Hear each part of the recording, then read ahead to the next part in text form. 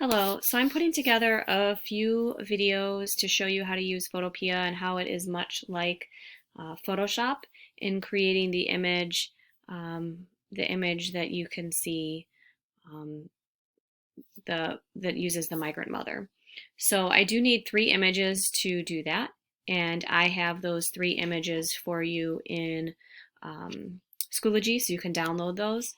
So in order to open them, you'll have to download them and then you can open them from the computer. Now I already have them on my desktop, so I'm just going to click open from computer and I'm going to select the photos and hit open. And you can see that much like Photoshop, it also works in tabs. The first editing that I'm going to do is I'm going to cut this face mask out and bring it over to Migrant Mother. Now there's a lot of different ways to do that. You can select it with the magnetic lasso, the different quick selection tools, object selections. I've had some difficulties with some of them, being that they, just got a little, as you can see, it's selecting everything. So it did get a little difficult to work with. So you might have to just kind of play around a little bit. The bracket keys, which you can see that I'm selecting next to the letter P here, can make your brush or your selection size smaller or bigger, just like in Photoshop.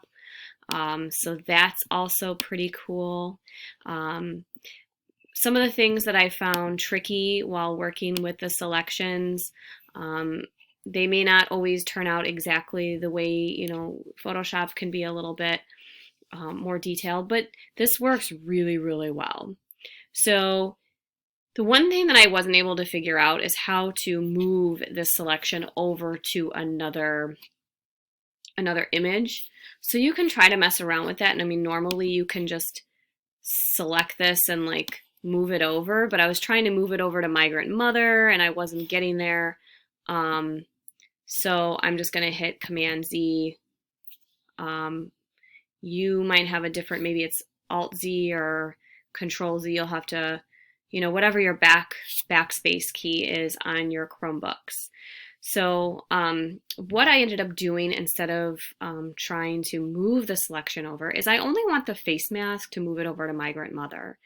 So what I'm going to do then is I'm just going to hit Select Inverse, and that selects everything outside of this, and then I'm just going to hit Delete, and that's deleted it. And then Command D also deselects, but you can probably hit Select and Deselect as well. So now when I use my Move tool, I should be able to drag this over to Migrant Mother. This is really large, obviously. So I need to resize this, maybe clean it up a little bit so I can use even my eraser tool if I want. I can just use my eraser tool and just kind of erase away that. In order to resize, we used to use Command T. I'm using Command Alt T, and that gives me my free transform. And again, I apologize. I know you guys are working on a Chromebook, but you could use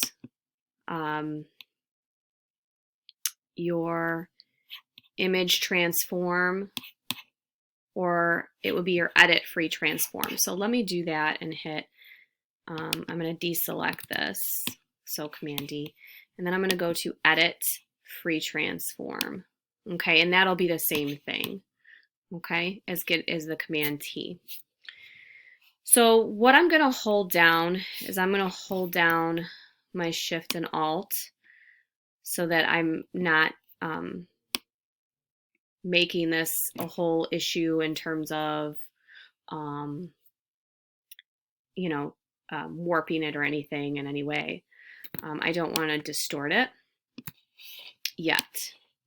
Now, as I put this on her, you see that it's not going to work quite exactly the way I want. See how these things aren't exactly lining up. So that's where I can actually use the Alt key or the Control key. This is Control right now, to kind of warp it a little bit more. And again, I'm holding the Alt Shift when I'm resizing from a corner, and then I'm just holding the Control to kind of warp it. And then I'm letting go of Control when I want to just, so this is holding down Control and kind of tucking it in a little bit, holding in Control and just tucking it in a little bit, holding Control and just tucking it in a little bit. Okay. And this will allow you to warp it a little bit better. Now I'm not going to hold Control, and I'm just kind of widening this out a little bit. Now I'm going to hold Control and maybe tuck this a little bit, kind of warp it to kind of fit her face a little bit better. And then when I like it, I'm going to just double click on it. Obviously I could get a little bit more refined here and move it. So again, it's just, you can use your edit, your free transform, and then kind of work along as best as you can with getting the edits and the placement that works best for you. Okay. So go ahead and mess around with that a little bit, and like I said, see what works for you, kind of adjusting it out. This is going to be, probably the toughest part of this.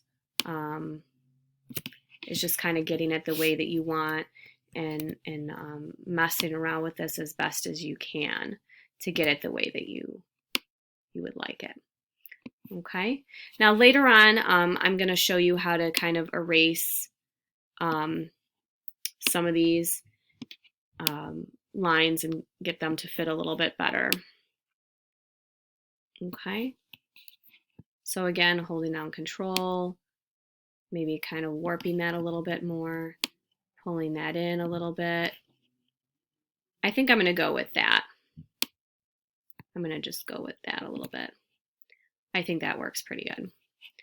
All right, I'm going to double click and I'm going to say this works. Obviously the nose is not lined up too much, but I'm going to just stick with it as, as I go here.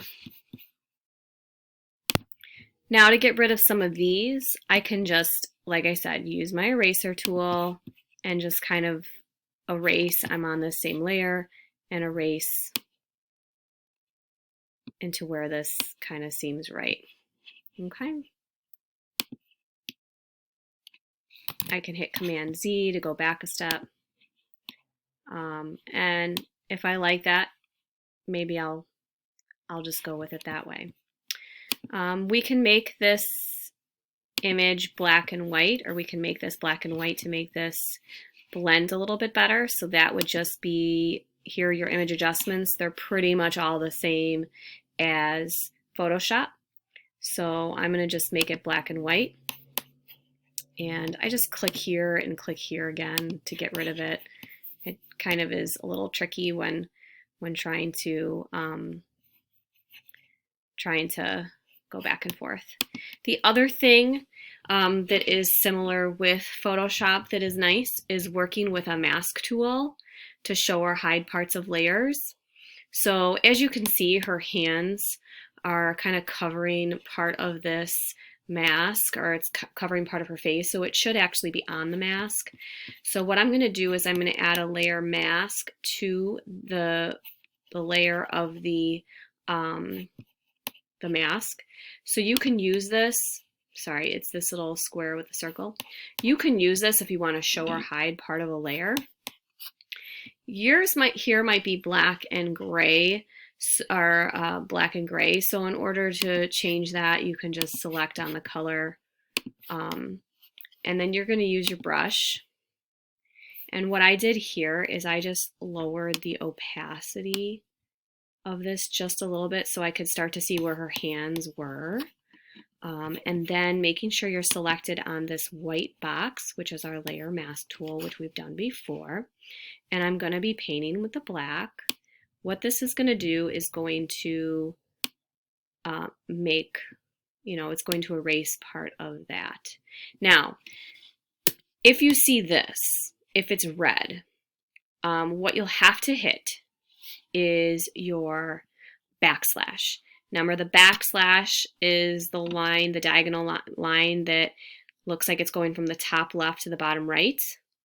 Okay, that will toggle you.